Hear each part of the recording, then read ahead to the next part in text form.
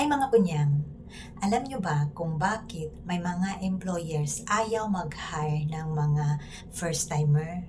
Bukod sa wala silang oras magturo, mas pipiliin pa nila na mag-hire ng mga ex-abroad kasi sanay na sa gawaing bahay at kunting instructions lang, makatch up na kaagad. Hindi kagaya sa mga first-timer.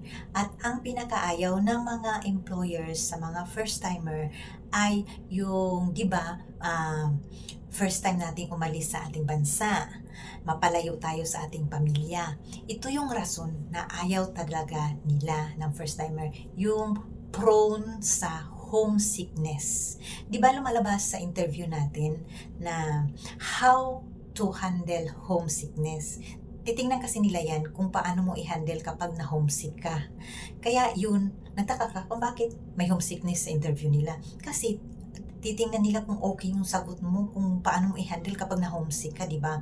So, dahil nga na-homesick ka, apektado ang trabaho mo, di ba? Wala ka ng gana, dahil first time kang nawala sa pamilya mo, napalayo sa kanila, at yung dahil na-homesick ka, yun, wala ka ng gana magtrabaho.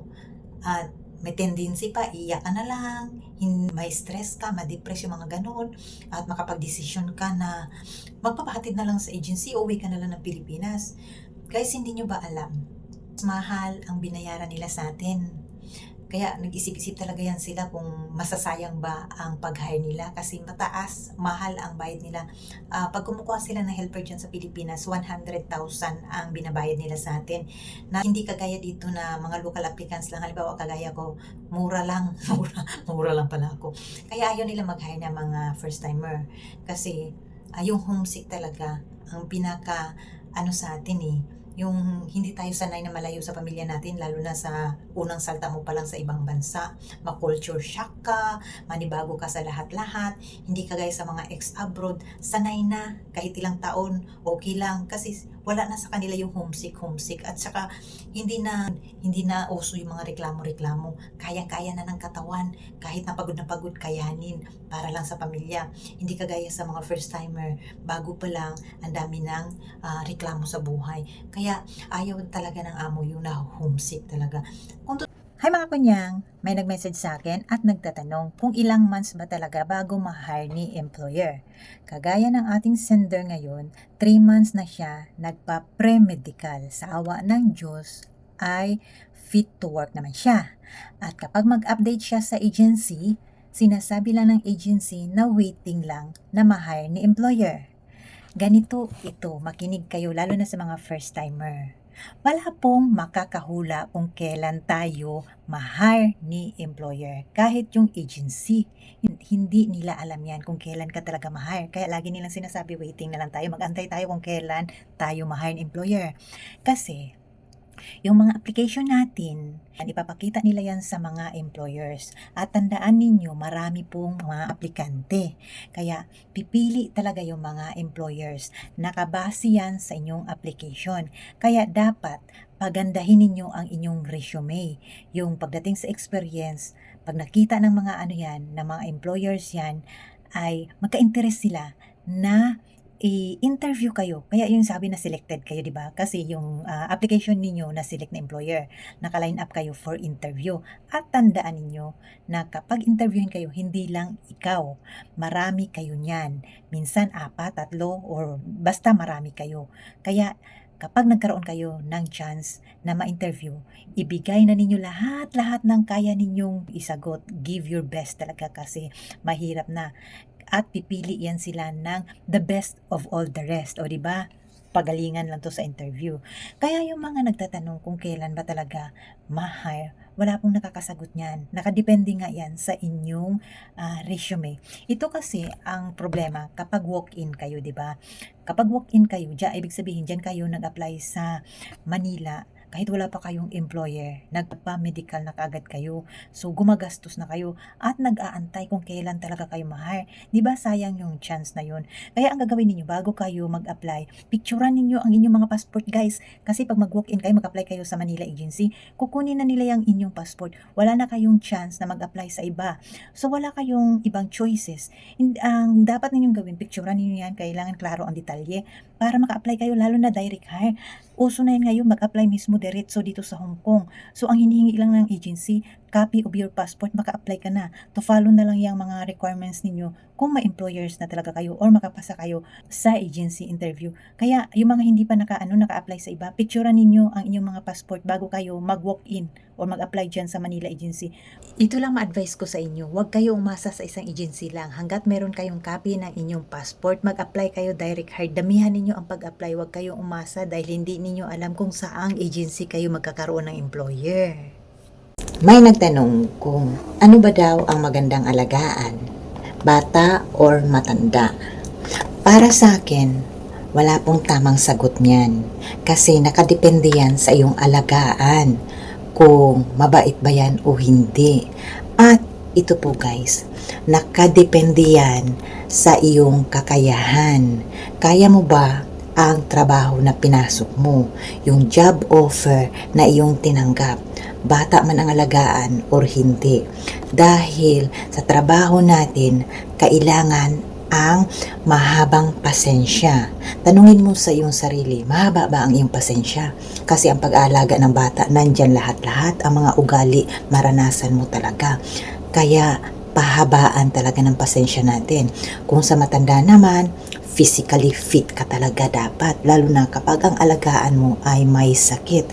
Kaya wala talagang tamang sagot. Ito example, base ito sa aking experience, bibigyan ko kayo ng idea. Nung una, bata ang aking inalagaan, 4 years old. Napakakulit, maldita, lahat-lahat na nandyan sa kanya, spoiled, porket nag-iisang anak. Pero, napaamo ko siya. Nakadepende kasi yan kung paano mo ilapit yung loob niya sa'yo. 'Di ba? Kung paano mo diskartihan yan. Pero, swerte ako, inaalagaan ko siya ng 5 taon. At kahit nasa Australia sila, hanggang ngayon, okay kami. Kapag nandito sila sa Hong Kong nagbakasyon, nakikipag-meet up sa akin yung alaga ko. O di ba, nasa iyo yan. Ang pangalawa kong employer, wala akong alaga niyan ha, pero stress ako. So kahit wala kang alaga, kapag hindi ka sinwerte sa amo, sa babantayan mo, sa pagsisilbihan mo, mahirap pa rin. At ang itong pangatlo, matanda ang inalagaan ko. O diba, mahirap, as in mahirap. Kahit na, ayun, guys, pinagdasal ko na lang talaga, nagbibilang na lang ako ng araw na sana matapos na ang aking kontrata para makapahinga na rin ako. Kasi ang alaga ko matanda, 69 kilos, pero pilit kong kinakaya. At sa awa ng Diyos, malapit na akong matapos aking kontrata. Kaya mahirap ang hindi ka marunong magtiis. Kaya bago mo tanggapin ang mga job offer na yan, bata o matanda, kailangan ready ka talaga. Okay? Thank you for watching. Bye! Hi mga kunyang! Okay, sa lahat ng mga nagtatanong kung magkano ang sahod dito sa Hong Kong, umaabot na ang sahod dito ng 38,000 pesos. Depende yan sa rate ng dollar. Ay, Diyos ko, baka ano na naman ako nito, mabash na naman ako nito. Mayroon talaga ako, sa tagal-tagal kong nagpo-post, may isa akong beshi, kaibigan ko, ang nang bash sa akin. Eh, parang hindi siya nagtatrabaho dito sa Hong Kong, di ba? Pero okay lang yun. Fake news daw ako. Hindi naman daw 38,000 pesos ang sahod dito sa Hong Kong. Natural, nagbase siguro siya sa sahod niya. Eh, tumaas na nga, di ba? So, i-convert na lang ninyo, kayo na bahala mag-convert sa sahod na minimum salary ng mga domestic helper dito is 5,100 Hong Kong dollars. Bahala na kayo mag-convert. Kung anong lalabas sa pag-convert ninyo, yun ang rate ng dollar. Take note, yun lang yung sa mga aplikante na po mayroon ng kontrata at nakalagay ang minimum salary na 5,100 Hong Kong dollars. Pero yung kagaya namin na hindi umabot sa pagtaas ng sahod, hindi automatic na tataas ang sahod namin. Kung ano lang yung pinirmahan namin, yun lang yun. Yung 5,000, ito real talk, nung nag-apply pa lang, ang kukulit. Maya-maya tinatanong kung kailan lalabas ang visa, kailan maka-flight, ilang buwan ang process. Gustong-gusto na makaalis ng Pinas. Nung nandito na sa abroad, panay na ang reklamo. Wala pang isang linggo. Porket nakakapagod, walang pahinga, walang sapat sa tulog, ang aga magising, at nagugutom dahil tinitipid ni amo. Meron pang may among napaka-perfectionist. Ay, day! Mga kunyang, hindi ba kayo na-inform na ang mga nararanasan ninyo at mararanasan pa, ayan ang totoong buhay OFW. Mararanasan ninyo yan, nating lahat na mga OFW. Partida, 2 taon ang kontrata. Ano, kaya ba? Mga kunyang, high blood din nyo talaga ako ha. Ang dami-dami ninyo mag-message sa akin. Pero wala naman kayong passport. Gustong-gusto ninyo mag-apply.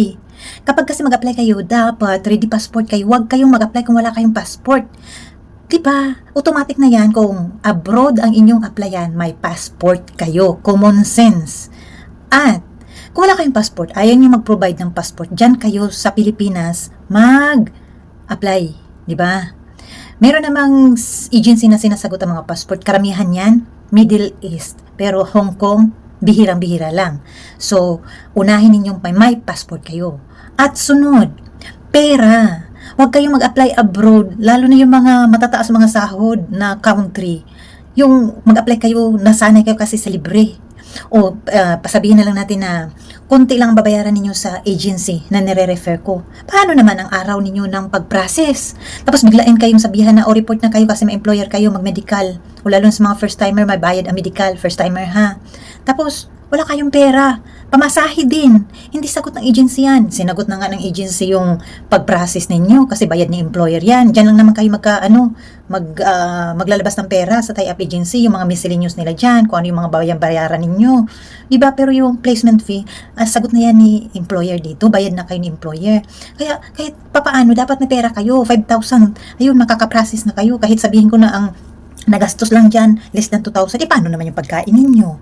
At saka yung medical ninyo, yung mga first timer, may bayad sa medical. Yung mga first timer, yung training ninyo, hindi pa naman abutin ng 2,000 yung training. Alam ko, konti lang bayad nun. O diba? Pera. Passport, pera. Yun ang ihanda ninyo. Kasi kailangan nyo yan. Wala namang manglilibre sa atin pagdating sa pamasahe. O, sakay kayo dyan sa jeep. Tingnan natin kung hindi kayo pababayan, kung wala kayo pamasahe, diba? Dapat yun. Tapos kung mag-training kayo, alam ko ang doon, ang pag-stay ninyo sa training, kailangan nyo kasing kung malayo kayo, o pwede kayo mag-stay na 3 days sa training center. 180 ata yun. Diba? Magkano kayo, mag-save kayo ng pera bago kayo mag-apply para tuloy-tuloy ang inyong application. Tuloy-tuloy ang inyong pag-process. Huwag kayong umasa na sinabi ko na konti lang. Kaya nga lagi kong sinasabi sa inyo, mag-prepare kayo. Kasi yung mga personal expenses, hindi sagot ng agency. Lalo na yung mga taga Mindanao. Ay, mahiya naman tayo sa ibang taga Mindanao.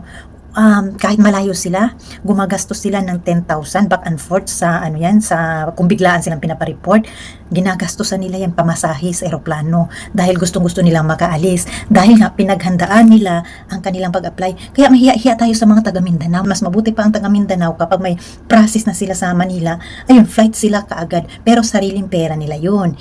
Partida pa yan ha, 3 to 4 months process. Kaya ang ginagawa ng mga taga Mindanao, nag-part-time na lang sila sa Manila. Diskarte lang ba?